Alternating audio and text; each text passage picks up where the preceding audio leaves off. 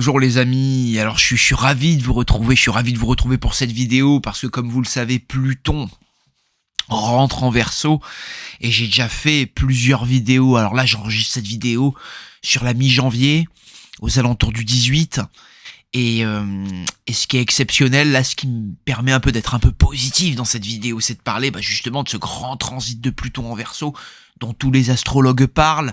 Alors Pluton, il va faire une première incursion de mai à juin 2023, ensuite ça sera de janvier à septembre, pour enfin, de janvier à septembre 2024, pour enfin basculer totalement dans le Verseau de novembre 2024 au tout début 2043, voire même début 44, sachant que Pluton, il va rester en Verseau vraiment pas mal de temps, environ 21 ans, donc de 2023 à 44.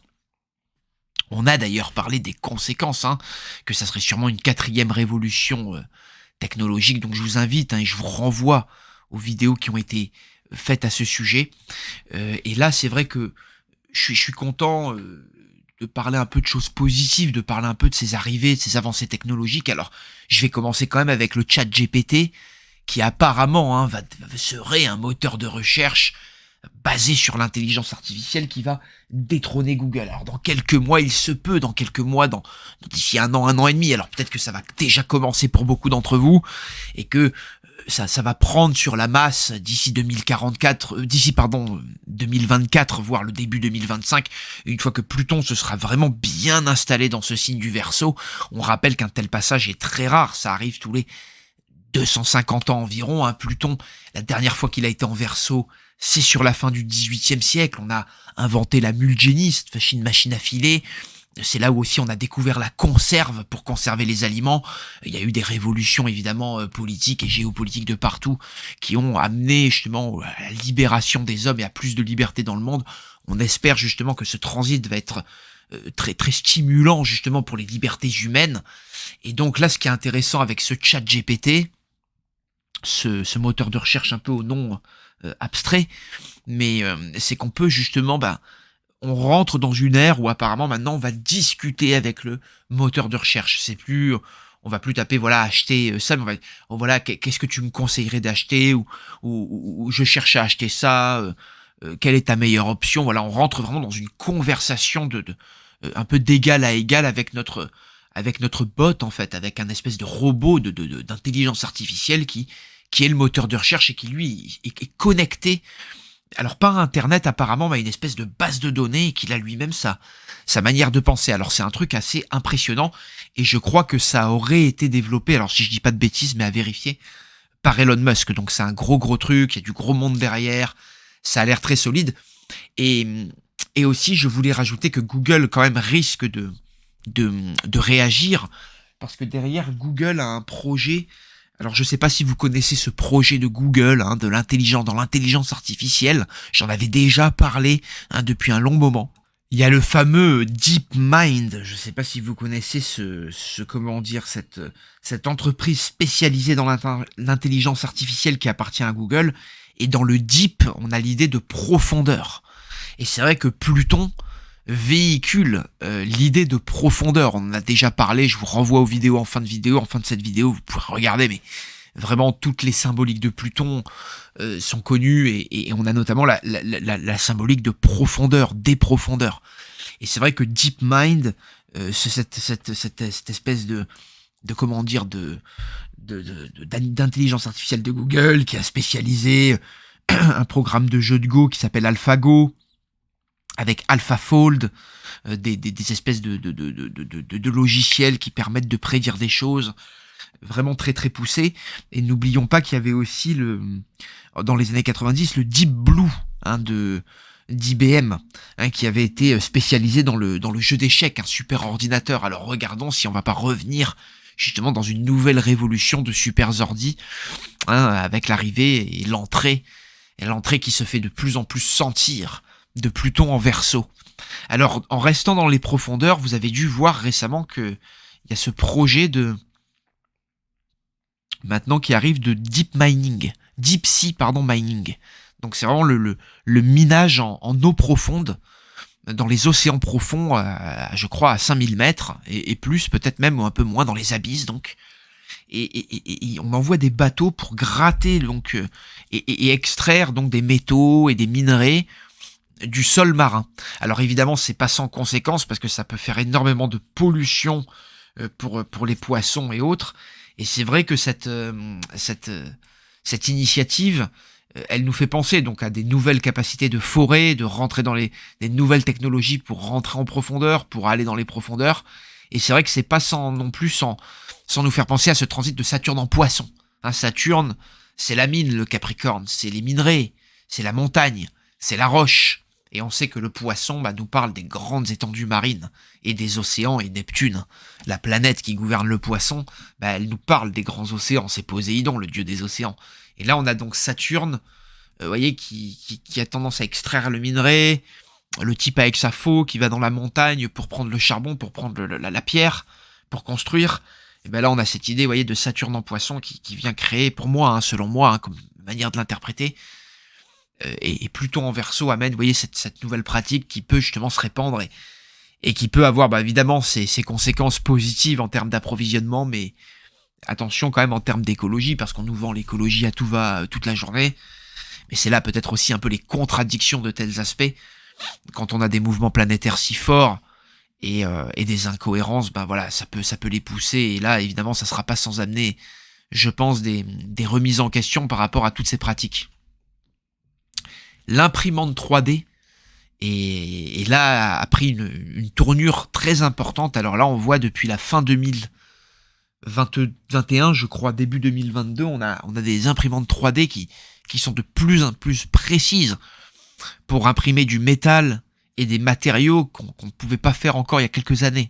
Donc on va développer cette imprimerie 3D et on peut penser qu'avec les robots, l'avancée de la robotique en Chine, aux États-Unis, l'intelligence artificielle et tout cela va amener peut-être beaucoup plus de capacité à produire vite, moins cher, et à utiliser de moins en moins d'hommes. Alors là encore une fois, ça aura peut-être des avantages sur certains coûts de production, sur certaines capacités à produire beaucoup plus rapidement des choses qu'on pouvait pas faire avant, de gagner justement forcément de l'argent, des moyens pour les gros industriels, mais le problème c'est que c'est souvent les mêmes, hein, les petits quelques qui par rapport à la masse vont profiter de ces technologies.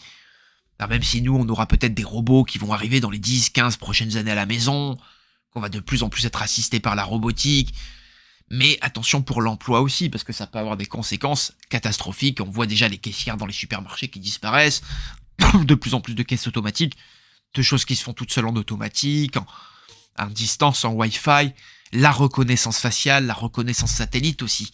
Faut en parler, il y a des choses comme ça qui se développent où maintenant on peut vous sonder sur une zone, voir vos propres mouvements avec un avion depuis l'air et depuis l'espace aérien, on peut voir la tête des gens, les reconnaître les plaques de voiture. Enfin, on arrive dans des technologies de surveillance qui sont très effrayantes et qui gomment un peu les droits humains, les droits de la liberté humaine. Donc il faudra vraiment que tout cela, on espère, soit encadré par les gouvernants.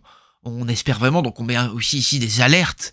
Hein, donc attention, parce que on va se servir de plus en plus de robots, d'imprimantes 3D et autres, mais c'est quand même la disparition peut-être du salariat et du bon salariat à moyen et peut-être long terme. Et pour finir, alors cette vidéo que je voudrais courte, il y a quand même l'arrivée de cet exceptionnel projet. Alors ça y est, Titan apparemment. Alors je sais pas si c'est une fake news.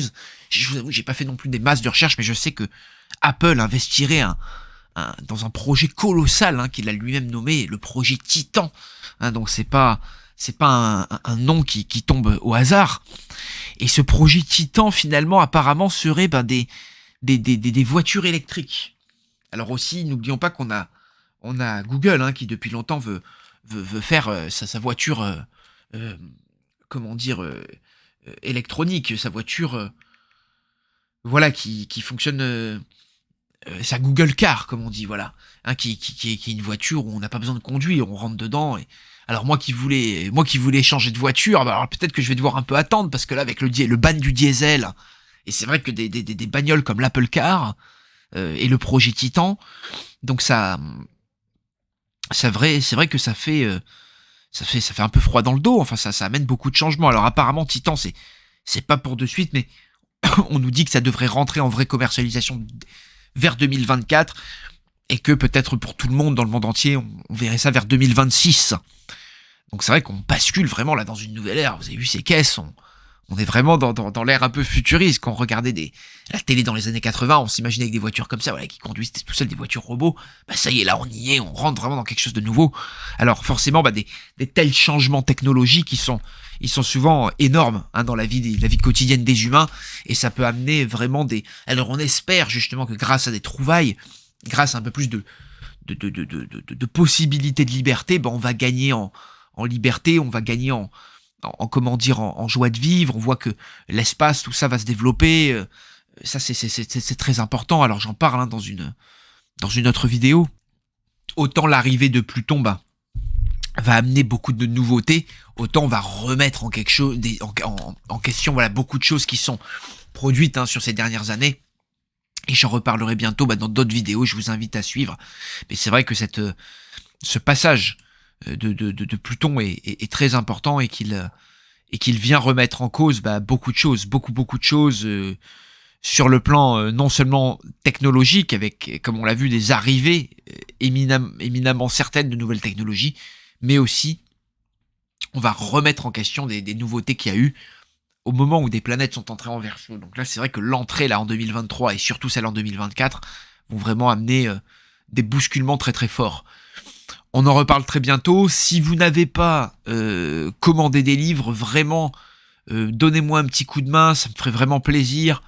On a vraiment des super livres en stock pour vous. Voilà, prêts à partir, n'hésitez pas, et ça me fera vraiment très très plaisir de vous les envoyer. Et encore merci à toutes celles et ceux vraiment qui ont pu participer à cette aventure. Vraiment, les Antares, on en a vendu bientôt 600. Vraiment, c'est incroyable. Vraiment, merci. On en a dû en réimprimer et il y en a bientôt plus. Donc vraiment, merci d'avance pour toutes celles et ceux qui ont vraiment participé à ce projet, qui ont aimé aussi Les Astres Parlent et qui me font de très très bons retours également sur le Choisnar et le livre de Ptolémée, que je trouve vraiment complet, vraiment sympa, un bon rapport qualité-prix. Donc n'hésitez pas si besoin, et on espère que de nouveaux projets ça pourra nous aider vraiment à développer de nouveaux projets très bientôt. Allez, on vous embrasse fort et portez-vous bien, et à très très très vite.